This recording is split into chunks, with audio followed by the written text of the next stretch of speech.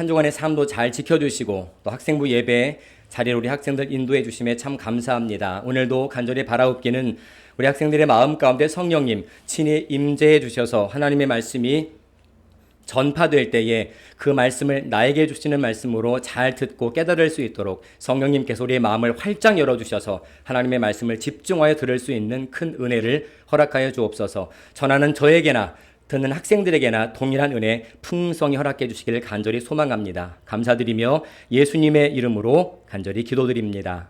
아멘. 주의 음성을 내가 들으니 사랑하는 말일세. 믿는 마음으로 주께 가오니 나를 영접하소서. 주여 넓으신 은혜 베푸사 나를 받아주시고 나의 품은 뜻 주의 뜻같이 되게 하여 주소서. 내가 매일 십자가 앞에 더 가까이 가오니 주의 흘린 보배 피로써 나를 정케 하소서. 주의 보좌로 나아갈 때에 어찌하니 기쁠까. 주의 얼굴을 항상 배우니 더욱 든든합니다.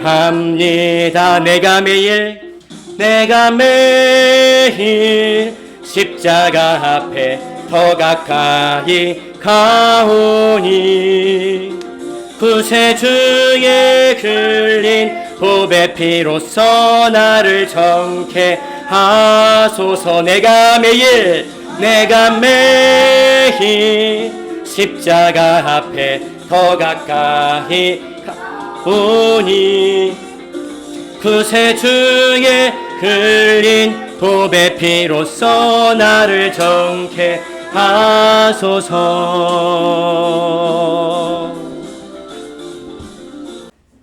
오늘은 지난주에 이어서 성령의 효력 있는 부르심에 관한 부분을 함께 살펴봅니다. 먼저 하나님 말씀 볼게요. 요한복음 6장 63절입니다. 한 목소리로 시작. 살리는 것은 영이니 육은 무익하니라. 오늘은 질문을 두 가지를 드립니다. 30문, 31문을 드립니다. 먼저 30문. 그리스도의 값주고 사신 구속을 성신께서 우리에게 어떻게 적용하십니까? 성신께서는 우리를 효력 있는 부르심으로 부르셔서 우리 안에 믿음을 일으켜 주시고 그리스도와 연합하게 하심으로 그리스도의 값주고 사신 구속을 우리에게 적용하여 주십니다. 31문입니다. 효력 있는 부르심이 무엇입니까? 효력 있는 부르심은 하나님의 성신께서 하시는 일로서 우리의 죄와 비참함을 깨닫게 하시고 우리의 마음을 밝게 하여 그리스도를 알게 하시고 우리의 의지를 새롭게 하셔서 우리로 하여금 복음 가운데 값없이 주시는 예수 그리스도를 영접하도록 우리를 설복하여 믿게 하시는 것입니다. 네, 이 말씀을 이따가 볼게요. 하나님의 누군가를 죄 가운데 건져내실 때, 구원하실 때 전도에 미련한 것이라는 말씀을 하십니다. 전도에 미련한 것. 만약에 우리가 구원받을 때 하늘에서 불이 내려온다거나 자다가 환상을 본다면 훨씬 더 내가 구원받았다는 확신을 받을 것 같은데, 그런 어떤 엄청난 놀라운 그런 상황으로 우리를 구원하시는 게 아니라 전도에 미련한 것으로 구원하신대요. 바꿔 말하면 설교로 구원하신대요. 누가 봐도 전혀 놀라울 상황이 아니죠. 말로 구원하시네요. 말로. 불이 내려오는 것도 아니고 천둥, 번개, 지진이 일어나는 게 아니라 그냥 예배 중에 말씀 듣다가 하나님께서 누군가를 구원하시기를 심지어 기뻐하신대요. 그 방식을 기뻐하신대요. 하나님께서 바로 설교를 통해 죄인을 구원으로 이끄시기를 기뻐하신다는 말이죠. 마태복음 28장 19절에 보니까 또 20절에 보니까 이런 말씀이 있습니다. 함께 다 같이 볼까요? 너희는 가서 시작.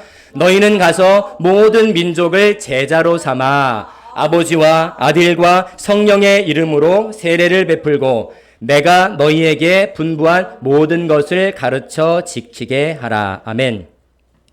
하나님께서 전도에 미련한 것으로 누군가를 구원하시기를 기뻐하시기 때문에 이 말씀도 동일하게 적용이 됩니다. 너희는 가서 모든 민족을 무엇으로 삼으라고요? 제자. 그런데 제자 삼는 방식이 있대요. 성령의 이름으로 세례도 맞지만 목사님이 빨갛게 표시를 해놨어요. 자, 제자 삼는 방식이 무엇인가? 모든 것을 가르쳐 지키게 하라. 이게 전도에 미련한 것이란 말씀의 의미예요. 그러니까 서두에도 말했지만 아니 누군가를 구원하실 때 좀 깜짝 놀랄만한 사건이나 엄청난 그런 거대한 어떤 환경, 상황이 생기면 하나님 나를 구원하시다보다는 느낄 것 같은데 어떤 놀랄만한 상황이 아니라 그냥 설교로 구원하신대요. 설교 가운데 전도에 미련한 것으로 즉 가르침을 받는 가운데 구원하신다라고 말씀을 해요. 또 디모데후서 4장 2절에 보니까 화면에 안 나옵니다. 목사님이 읽어줄게요. 너는 말씀을 전파하라. 때를 얻든지 못 얻든지 항상 힘쓰라. 그 다음 말씀 이어집니다. 가르침으로 경책하며 경계하며 권하라 라고 말씀하고 있어요. 구원을 얻게 하시는 수단이 말씀이래요. 설교래요. 전도에 미련한 것이라고 말씀을 하고 있어요. 그런데 첫 번째, 똑같이 말씀을 듣는데 똑같이 설교를 듣는데 누구는 믿고 누구는 듣고도 거부하는 사람이 나타난다. 왜 그런 일이 발생을 할까? 성경 말씀에 문제가 있는 걸까요? 그래서 누군가는 말씀을 믿고 받아들이고 누구는 말씀을 똑같이 듣는데도 믿지 않고 듣지 않고 거부하는 걸까요? 성경 말씀에 문제가 있어서 그럴까요? 그렇지 않겠죠? 목사님은 여러분들에게 차별적으로 말씀을 전하지 않습니다. 이 자리에 앉아있는 3명에게 동일하게 말씀을 똑같이 전해요. 누구만 계속해서 말씀을 전하지 않잖아요. 그렇죠? 여러분 모두에게 공평하게 전합니다. 성경 말씀에는 아무런 오류가 없어요. 말씀 때문에 누가 믿고 누가 믿지 않는 게 아니라는 거예요. 두 번째로 그러면 그 사람의 성품에 따라서 누구는 믿고 누구는 믿지 않을까요? 저 사람은 예수님을 믿어. 그런데 원래 평소에 착해서 선해서 말씀을 전하면 믿는 걸까? 반대로 저 사람은 아무리 말씀을 전해도 듣지도 믿지도 않고 거부를 해. 그럼 그 사람은 평소에 성격이 악해서 그럴까요? 그것도 아니라는 거예요. 에베소서 2장 1절에 보니까 여러분 우리가 알기 쉬운 말로 바꿔 소개해놓을게요. 모든 사람은 태어날 때부터 죄와 허물로 죽었다라고 말합니다. 죽어간다가 아니라 태어날 때부터 죄와 허물로 죽었대요. 태어났는데 또 죽었대. 우리가 태어났다는 거는 몸이 태어난 거고 성경에서 말하는 죽었다는 말은 영이 죽었다는 말입니다. 하나님께 대해서. 자, 죽은 사람이 반응할 수 있을까요? 죽은 사람 앞에 가서 아무개야 부르면 왜? 라고 대답을 할까요? 그럴 수 없죠. 왜냐하면 모든 생체 기능이 다 멈췄으니까 아무런 반응을 할 수가 없습니다. 요한복음 11장에 보면은 나사로라는 사람이 나와요. 나사로. 이미 나사로는 죽은 지 4일이 지났어요. 우리는 땅에 묻지만 유대인들은 돌무덤에 묻거든요. 매장이 아니라 돌무덤을 열고 돌에다 가뒀어요. 그런데 이미 죽었는데 날씨도 더워. 근데 죽은 지 4일이나 지났어요. 성경에 보니까 이미 냄새가 나나이다 이런 기록이 나옵니다. 살아날 가망성이 제로잖아요.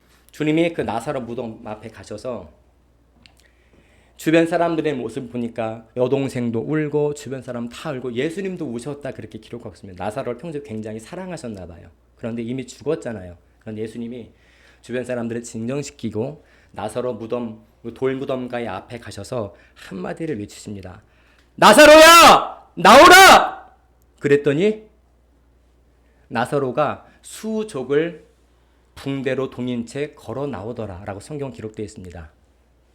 목사님이 지금 무슨 말을 하고 싶은 거냐면 모든 인간은 태어날 때 나사로 같은 상태라는 거예요. 영이 이미 썩어서 냄새가 진동하는 살아날 가능성이 여러분 입으로 0%라고 말했잖아요. 그런데 그 죽은 송장한테 예수님이 나사로야 나오라 라고 말씀하니 나사로가 그 주님의 음성을 들었다는 거예요.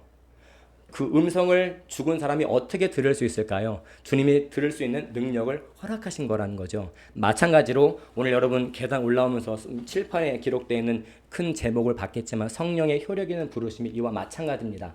태어날 때부터 죄와 허물로 완전히 죽은 누군가에게 성령께서 부르시면 그제서야 반응을 하는 거예요. 성경은 조금 어려운 말로 뭐 거듭난다, 다시 태어난다, 살리심을 얻다, 뭐 일으킴을 받다 이렇게 표현을 합니다.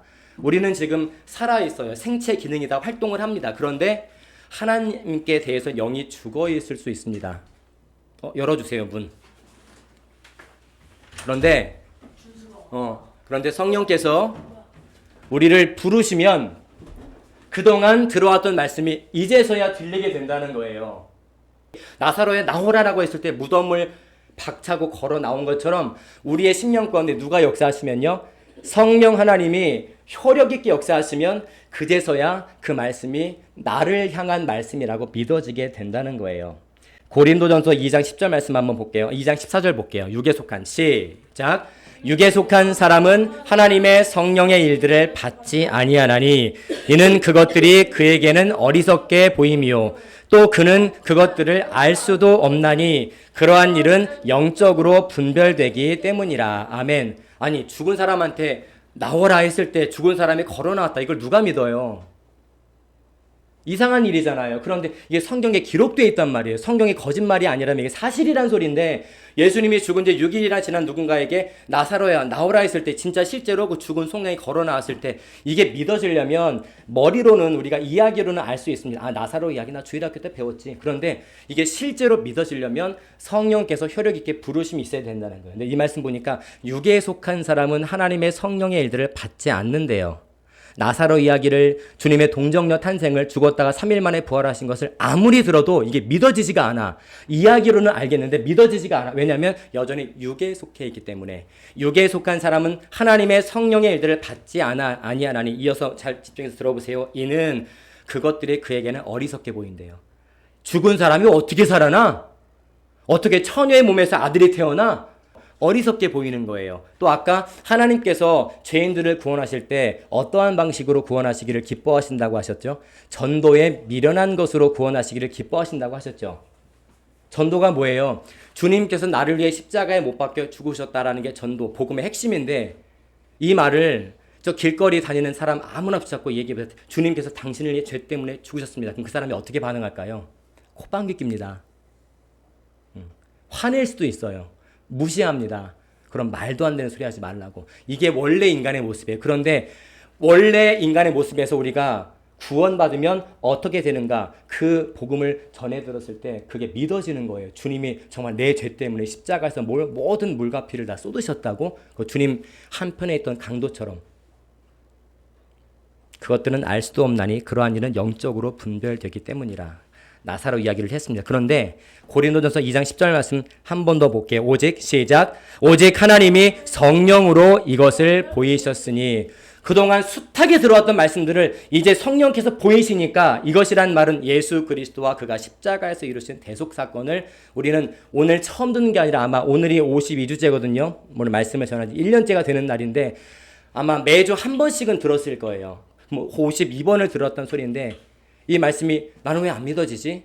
혹은 나는 왜 믿어지지 이게? 그게 내 의지가 아니라는 거예요. 성령으로 이것을 우리에게 보이실 때 믿어진다는 거예요. 자, 성령이 효력 있는 부르심은 우리의 의지를 거슬러 나타나지 않습니다. 이게 무슨 말이냐? 아, 목사님 저는 구원받기 싫어요. 말씀을 아무리 들어도 나는 구원받기 싫어요. 그런데 나는 구원받기 싫은데 자꾸 믿음이 생겨. 반대로 나는 정말 구원받고 싶은데, 주님의 십자가 사건을 믿고 싶은데 아무리 말씀을 들어도 믿어지지가 않아. 이럴 수가 없다는 거예요. 내 의지로 믿거나 믿지 않거나가 결정되지 않는다는 거예요. 왜냐하면 구원은 전적인 하나님의 은혜라고 했잖아요. 오늘 칠판에 오면서 봤듯이 구원은 성령께서 효력 있게, 혹은 어떤 책에는 효과적으로, 혹은 어떤 책에는 유효하게 부르신다.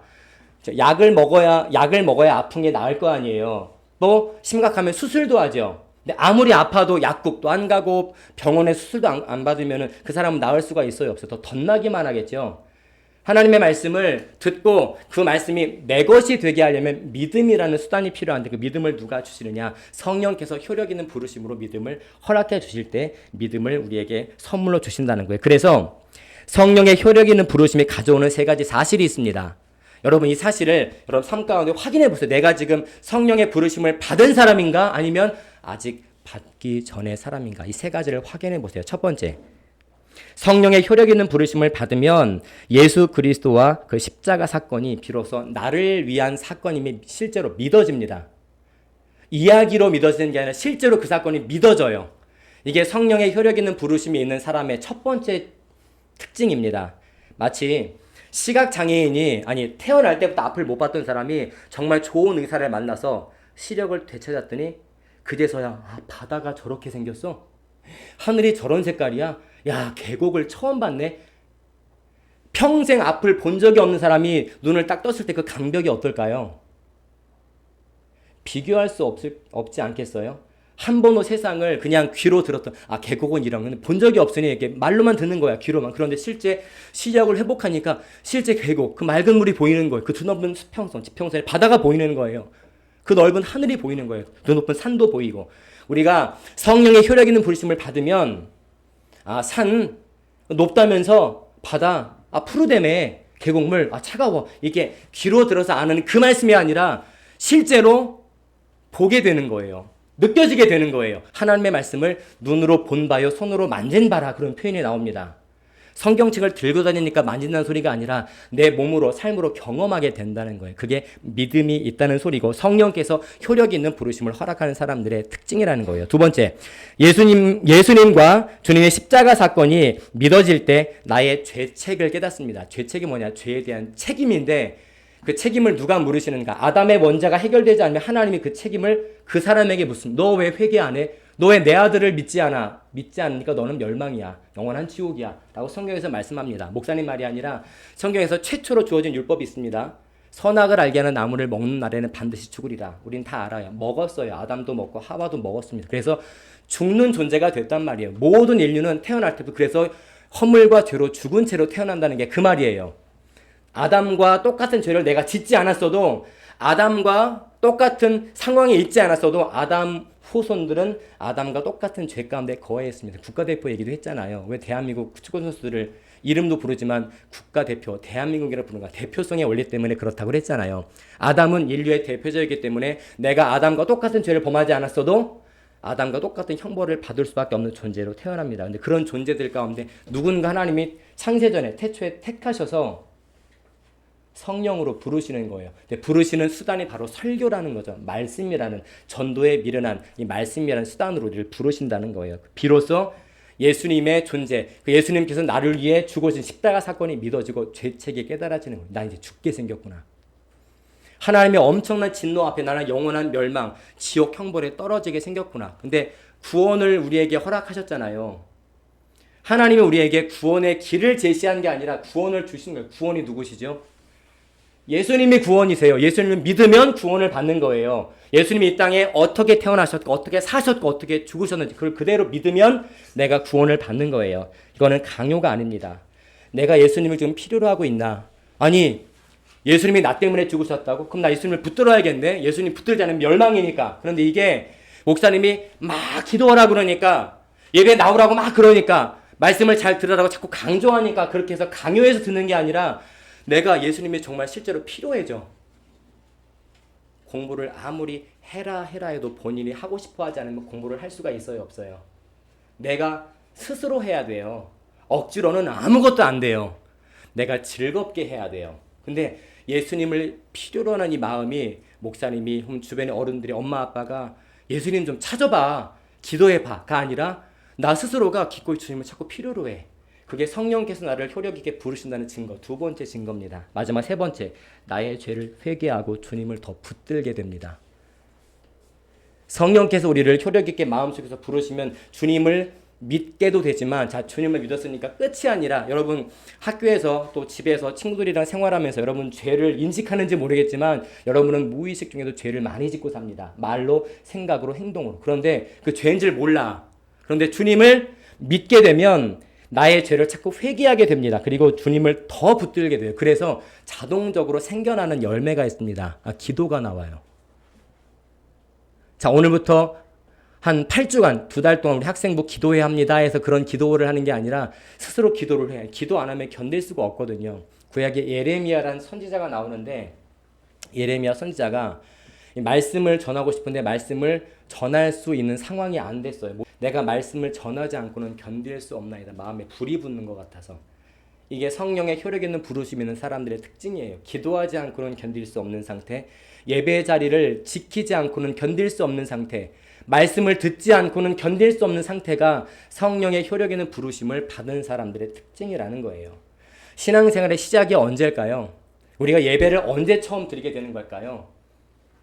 여러분이 처음 엄마 손 혹은 아빠 손을 잡고 교회에 나왔을 때가 예배를 드리는 시작점이 될까요? 그렇지 않습니다. 그거는 시기적으로는 시작이 될 수 있지만 하나님 편에서 보실 때 실제 예배가 시작되는 시점은 내가 성령의 효력 있는 부르심을 받는 그 순간부터예요. 그게 오늘이면 여러분 오늘부터 예배를 드리는 거예요. 지난주면 지난주부터. 이 은혜가 여러분들에게 꼭 있기를 바라요. 오늘 본문 말씀 기억해요. 살리는 것은 영이니 육은 무익하니라. 지난주 말씀 마지막에 목사님이 이런 말씀을 강조했습니다. 중생을 최고로 여기라고, 거듭남을 최고로 여기라고. 각자 생일이 있으니까 보온은 있지만 우리는 리본이 필요하다고 했잖아요. 리본, 다시 태어남이 필요하다고 그랬잖아요. 왜냐하면 모든 사람은 태어날 때부터 죄와 허물로 완전히 죽은 상태로 태어나기 때문에 하나님의 말씀을 믿어지려면 성령의 혈력 있는 부르심이 반드시 우리에게 있어야 합니다. 그래서 이 말씀이 선포되는 자리를 지키자고 그랬어요. 자, 한 가지 말씀드릴게요. 하나님이 창세전에 구원하시기로 누군가를 작정하셨습니다. 하나님이 창세전에 누군가를, 그 누군가가 어디에 사는지, 어떤 인종인지, 나이가 몇 살인지, 학벌이 어떻게 되는지, 남자인지 여자인지는 하나님만 알아요. 그런데 이미 창세전에 지구도 우주도 없을 때 삼위 하나님이 이미 구원하실 자를 정하셨어요. 정하시고 그 정하신 자들을 아들에게 다 맡기셨습니다. 성경에 보면은 분명히 천국 가는 사람도 나오고 지옥 가는 사람들도 나오는 걸 보면 모든 사람들이 천국 가는 건 아니구나를 알 수가 있는데, 어쨌든 창세전에 하나님께서 구원을 베풀어 주시기로 작정하신 자들이 있고 아들에게 맡기시고 아들이 그 창세전에 택하신 자들을 위해서 자기 몸을 희생 제물로 드리셔서 죽으셨습니다. 그런데 이 사실이 믿어져야 되잖아요. 주님의 죽으심이 나랑 무슨 상관이야? 내가 성탄절만 지키면 되는 건가요? 그렇지 않다는 거예요. 주님이 나와 상관이 있으면, 주님의 죽으심이 대속의 사건이 내 것이 되려면 내게 믿음이라는 수단이 필요한데, 그 믿음은 어디에서 난다고 그랬죠? 믿음은 들음에서 난다고 그랬어요. 들음은 하나님의 말씀에서 난다고 그랬어요. 그 말씀이 믿어지려면 성령께서 우리를 불러주셔야 되는데, 부르심의 수단이 바로 설교라고 그랬죠. 설교라고 그랬습니다. 그래서 우리가 목사님 저는 아직 구원 못 받은 것 같아요. 그러니까 그냥 대충 예배 드리다 하나님께서 어떤 날 감동을 주시면 그때 한번 회개 한번 해볼게요. 이렇게 말할 수 있습니다. 아니 마음에 아무런 감동도 없는데 아무것도 믿어지지도 않는데 내가 어떻게 회개를 해요 목사님? 어떻게 기도를 해요? 어떻게 예수님을 믿어요? 아무런 느낌도 없는데. 그런데 하나님께서 창세전에 구원하실 자도 작정하셨지만 또 한 가지 작정하신 게 있습니다. 구원에 이르도록 수단도 작정하셨어요. 그 수단이 바로 은혜의 수단이 하나님의 말씀이라는 수단이라는 거예요. 그래서 주님은 주님 자신을 가리켜서 내가 말씀이다라고 말씀합니다. 주님이 자기를 가리켜서 자기가 말씀이래. 우리가 그 말씀을 믿는 거잖아요. 말씀을 믿는다는 건 주님을 믿는다는 소리인데, 그 주님이 구원에 이르도록, 주님 자체가 구원이지만 주님을 믿으면 구원에 이르는데 그 주님을 믿게 하는 수단이 또 기록된 말씀이래요. 그래서 목사님이 노노에 강조를 해요. 목사님은 아무런 능력도 없고 이 앞에서 말씀만 전할 뿐입니다. 그런데 그 말씀을 전파할 때, 말씀을 증거할 때 성령께서 여러분 가운데 어떻게 역사하실지 몰라요. 그 유효한 부르심이 여러분 영혼 가운데, 마음 가운데 있게 되면 그 말씀이 여러분 심령에 깊이 뿌리 내리게 됩니다. 그러니까 여러분들은 그동안 없었던 삶의 새로운 지배 원리가 생겨요. 사람은 영의 지배를 받거든요. 영. 여러분은 지금 몸만 있다고 생각하지만 영도 있어요. 보이지 않는 영의 지배를 받아요. 몸이 생각하는 게 아니라 영이 생각하는 거예요. 내일 뭐 먹지? 내일 어디 갈까? 내일 뭐 입지? 이런 모든 생각이 몸이 생각하는 게 아니라 영이 생각을 하는 거예요. 여러분 머리라고 생각하지만. 근데 그 영이 성령의 지배를 받을 때 우리의 삶의 원리가 바뀝니다. 성경은 무엇을 먹을까, 무엇을 마실까, 무엇을 입을까 염려하지 말라. 오직 너희는 하나님의 나라와 하나님의 의를 구하면 다 채워준다라고 말씀을 하고 있어요. 만약에 여러분 어느 날 여러분 스스로가 원해서 예배를 드리고 스스로가 원해서 말씀을 듣고 스스로가 원해서 기도하고 내가 정말 원해서 찬양이 나온다면 그것은 성령께서 효력 있게 부르신 증거입니다. 내가 기쁘게 어떤 것을 하고 있다면 시켜서가 아니라, 강압이 아니라, 강제가 아니라, 억지가 아니라 갑자기 기도가 나와, 찬양이 나와. 가요를 불렀던 입술에서 찬양이 나와요. 맨날 만화책이나 다른 게임을 했던 손이 성경책을 들고 있네. 이건 누가 시켜서 할 수가 없습니다. 한 번은 하겠죠. 흉내는 낼 겁니다. 하라고 하니까. 근데 그건 안 돼요. 지속적으로 할 수 있는 능력은 성령께서 역사하실 때만 가능하다는 거예요. 만약에 이런 열매가 자발적인 나 스스로가 원해서 신앙의 의무들을, 은혜의 방편들을 사용하는 모습이 나온다면 여러분 그 모든 것들이 내 속에서 역사하시는 성령의 능력임을 믿고 감사해야 합니다. 성령께서 나를 부르신 증거이기 때문에 그래요. 삶의 새로운 지배 원리는 성령으로부터 출발을 합니다. 이 은혜가 우리 가운데 확실하고도 분명히 드러나서 우리 삶을 통해서 하나님의 영광을 구체적으로 드러낼 수 있기를 주님의 이름으로 간절히 축복합니다. 기도합니다. 하나님, 오늘 성령의 효력 있는 부르심에 대해서 잠시 살펴보았습니다. 우리 학생들이 벌써 1년 가까이 하나님의 말씀을 듣고 있지만 우리 마음 가운데 어떤 열매가 나타나는지요. 우리 삶 가운데 어떤 열매가 나타나는지요. 우리 준수와 또 민희와 민재와 한결이가 매주 이 말씀을 들을 때마다 성령님 친히 역사해 주셔서 그 강팍한 심령 가운데 하나님의 생명의 말씀이 깊이 뿌리내리고 깊이 새겨져서 하나님께서 원하시는 귀한 열매가 나타날 수 있도록 은혜를 허락하여 주옵소서. 지금까지는 내 마음의 지배를 받고 내 생각의 지배를 받고 내가 경험한 것, 내가 선택한 대로 살아왔다면 이제는 성령의 지배를 받는 가운데에 우리 모든 삶의 지배 원리가 하나님의 말씀의 통치를 받고 성령의 이끄심을 받는 변화받은 삶으로 나타날 수 있도록 은혜를 허락하여 주옵소서. 간절히 소원합니다. 성령님, 우리 학생들의 마음 가운데 찾아와 주셔서 그 마음을 활짝 열어두시고 주의 말씀을 청종케 하여 주옵소서. 끝까지 함께해 주실 줄로 믿사옵고 예수님의 이름으로 간절히 기도드립니다. 아멘.